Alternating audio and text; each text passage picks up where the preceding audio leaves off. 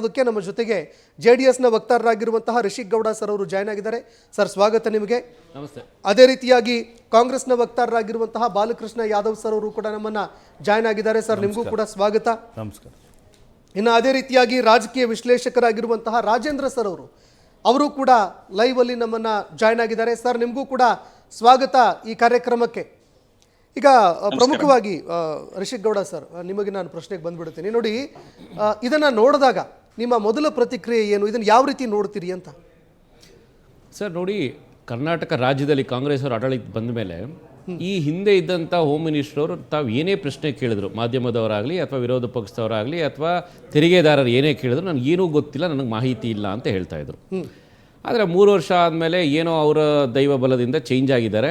ಈಗ ಹೊಸಬ್ರು home minister ಬಂದಿದ್ದಾರೆ, along with IT and BT ಸಚಿವರು. ಇರೋದಕ್ಕಿಂತ ಜಾಸ್ತಿನೇ ಗೊತ್ತಿದೆ ಸನ್ಮಾನ್ಯ ಸಚಿವರಿಗೆ. ಅಂದರೆ ಅವ್ರಿಗೆ ಗೊತ್ತಿಲ್ಲ, ಇವ್ರು ಎಲ್ಲ ಗೊತ್ತು, ಆದರೆ ಏನೂ ಗೊತ್ತಿಲ್ಲ ಅನ್ನೋ ರೀತಿಲಿ ಇರೋವಂಥವ್ರುಗಳು.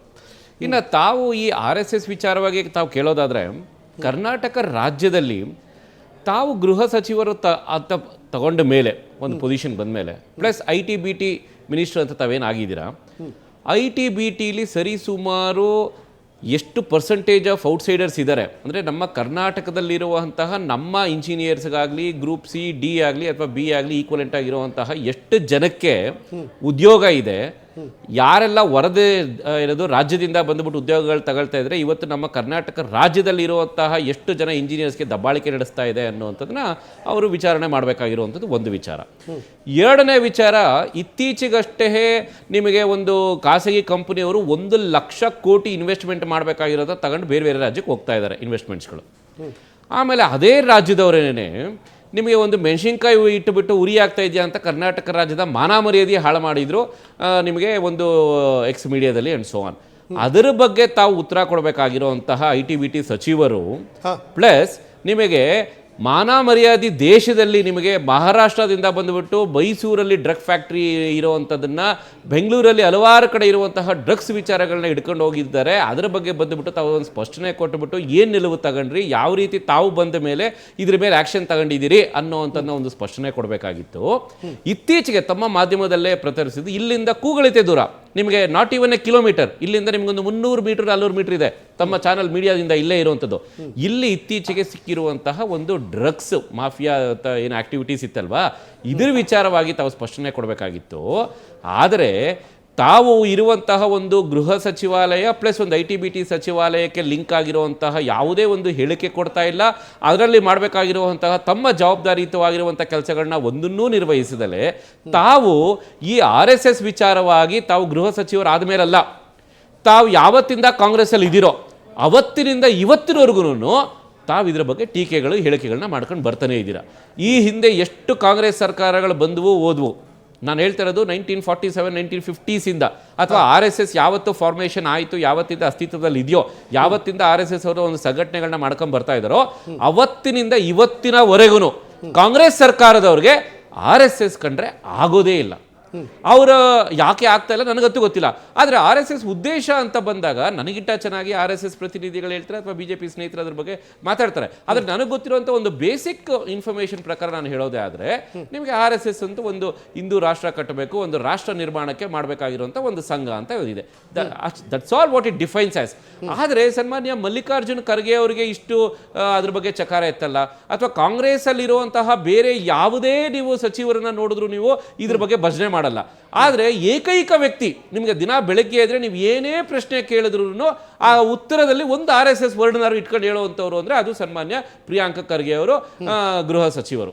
ಈ ಹಿಂದೆ ತಮ್ಮ ಮಾಧ್ಯಮದಲ್ಲಿ ಇಲ್ಲೇ ಕೂತ್ಕೊಂಡು ನಾವು ಏನದು ಯೂರಿಯಾ ಗೊಬ್ಬರ ಬಗ್ಗೆ ಎಲ್ಲ ನಾವು ಒಂದು ಡಿಸ್ಕಷನ್ ಮಾಡಿದಾಗ ಅವರದೇ ಕ್ಷೇತ್ರದಲ್ಲಿರುವಂತಹ ಗುಲ್ಬರ್ಗ ಅಥವಾ ಆ ಕಲಬುರಗಿ ಎಲ್ಲ ಏನೆಲ್ಲ ಇದ್ದಾರೆ, ನಮ್ಮ ಸಚಿವರು ನಮ್ಮ ಕ್ಷೇತ್ರಕ್ಕೆ ಒಂದು ದಿನ ಬರಲಿಲ್ಲ, ನಮ್ಮನ್ನ ಏನು ಅಂತ ಕೇಳಲಿಲ್ಲ, ನಮ್ಮ ಏನು ಅಂತ ಮಾತಾಡಿಸಿಲ್ಲ, ರೈತರನ್ನಾಗಲಿ ಓಟ್ ಹಾಕಿರೋ ನಮ್ಮ ಪ್ರಜೆಗಳನ್ನಾಗಲಿ ಅಂತ ತಮ್ಮ ಮಾಧ್ಯಮದಲ್ಲಿ ಇಲ್ಲೇ ಕೂತ್ಕೊಂಡು ನಾವೇ ಲೈವ್ ಮಾತಾಡಿದ್ದೀವಿ.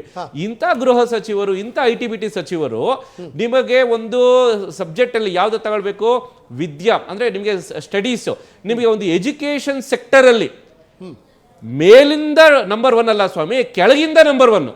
ಅಂದ್ರೆ ನಿಮಗೆ ಕರ್ನಾಟಕ ರಾಜ್ಯದಲ್ಲಿ ಸತತವಾಗಿ ನಿಮಗೆ ಕೆಳಗಡೆಯಿಂದ ನಂಬರ್ 1 ಸ್ಥಾನದಲ್ಲಿ ಇಟ್ಟಿರುವಂತಹ ಸಚಿವರು ಅವರ ಕ್ಷೇತ್ರವನ್ನ. ಈ ರೀತಿ ಇರುವಂತಹ ಸಚಿವರು, ಈ ರೀತಿ ಇರುವಂತಹ ಒಂದು ಗೃಹ ಸಚಿವರು, ITBT ಸಚಿವರು ನಿಮಗೆ ದಿನಾ ಬೆಳಗ್ಗೆ ಆದ್ರೆ ನಿಮಗೆ ಬರೀ RSS ಭಜನೆ ಮಾಡ್ಕೊಂಡಿರ್ತೀರಲ್ವಾ, ದಯಮಾಡಿ ತಮಗೆ ಇದನ್ನ ಬಿಟ್ರೆ ಬೇರೆ ಏನು ಕೆಲಸನೇ ಇಲ್ವಾ ಸ್ವಾಮಿ? ಬೇರೆ ಕೆಲಸ ಇಲ್ವಾ ತಮಗೆ? ಇರಲಿ, ಆಯ್ತು, RSS ಬಗ್ಗೆ ತನಿಖೆ ಆಗಬೇಕೋ ಅಥವಾ ರಿಜಿಸ್ಟರ್ ಮಾಡಬೇಕಾ ಬೇಡವಾ, ಕಾನ್ಸ್ಟಿಟ್ಯೂಷನ್ ಏನು ಹೇಳುತ್ತೆ, ಲೀಗಲ್ ಏನು ಹೇಳುತ್ತೆ, ಅದೆಲ್ಲ ಒಂದು ಕಡೆ ಒಪ್ಕೊಳ್ಳೋಣ. ಒಂದು ನೀವು ಪತ್ರ ಬರ್ದಿದ್ರೆ ಓಕೆ, ಒಪ್ಕೊಳ್ಳೋಣ, ಏನು RSSನ ರಿಜಿಸ್ಟ್ರೇಷನ್ ಮಾಡಬೇಕಾಗಿತ್ತು ಅಂತ ತಾವು ಕೇಳ್ಕೊಂಡಿದ್ದೀರಾ, ಬಿಡಿ. ಅದಕ್ಕೆ ಡ್ಯೂ ಡಿಲಿಜೆನ್ಸ್ ಏನು ಮಾಡಬೇಕಾಗಿದೆ, ಅದಕ್ಕೆ ಸಾಕಷ್ಟು ಬೇರೆ ಮಿನಿಸ್ಟ್ರಿಗಳಿದ್ದಾವೆ, ಅದು ಮಾಡ್ಕೊಳ್ತವೆ. ಆದರೆ ತಮಗೆ ಒಬ್ಬರು ಜವಾಬ್ದಾರಿಯುತವಾಗಿರುವಂತಹ ಹೋಮ್ ಮಿನಿಸ್ಟರ್ ಆಗಿ, ಒಂದು ಜವಾಬ್ದಾರಿಯುತವಾಗಿರುವಂತಹ ITBT ಮಿನಿಸ್ಟರ್ ಆಗಿಬಿಟ್ಟು ತಾವು ದಿನ ಬೆಳಗ್ಗೆ ಇದ್ರೆ ಇದನ್ನೇ ಫಾಲೋ ಅಪ್ ಗೃಹ ಸಚಿವರಾಗಿ ಸರ್ದಾರ್ ವಲ್ಲಭಭಾಯ್ ಪಟೇಲ್ ಅವರು ಇಡೀ ದೇಶದಲ್ಲೇ ಬ್ಯಾನ್ ಮಾಡಿಬಿಟ್ಟಿದ್ರು ಸರ್ RSS ನ. ಸರ್ ಮಾಡಲಿ ಸರ್, ಇದೀಗ ಇತಿಹಾಸ ಇದೆ. ಇತಿಹಾಸದಲ್ಲಿ ಇವಾಗ ಬ್ಯಾನ್ ಆಗಿದೆ, ಅದು ಮತ್ತೆ ರೀಇನ್ಸ್ಟಾಲೇಷನ್ ಯಾವಾಗಾಯ್ತು, ಅಂಡರ್ ನೋಂದಣಿ ಆಗಬೇಕು ಅಂತೀರಾ ಬೇಡ ಅಂತೀರಾ RSS? ಸರ್ ನೋಡಿ, ಈಗ ನೋಂದಣಿ ಆಗಬೇಕೋ ಬೇಡಬೇಕೋ ಅಂತ ಹೇಳೋವಂಥದ್ದು I am not a decision maker. Okay, so ಈಗ ಇದನ್ನ RSS ಪರಿವಾರದವ್ರು ಯಾರಿದ್ದಾರೆ, they will take a call what to do next on their front. ಆಮೇಲೆ ಈಗ ಆಡಳಿತ ಪಕ್ಷದಲ್ಲಿರುವಂತಹ ಕಾಂಗ್ರೆಸ್ ಸರ್ಕಾರದವ್ರು ಏನಿದ್ದಾರೆ, ಅವರು ಆಸ್ ಪರ್ ದ ಕಾನ್ಸ್ಟಿಟ್ಯೂಷನ್ ಏನು ಹೇಳುತ್ತೆ ಅಥವಾ ಲೀಗಾಲಿಟಿ ಏನು ಹೇಳುತ್ತೆ ಅದನ್ನ ಅವ್ರು ಫಾಲೋ ಮಾಡ್ತಾರೆ.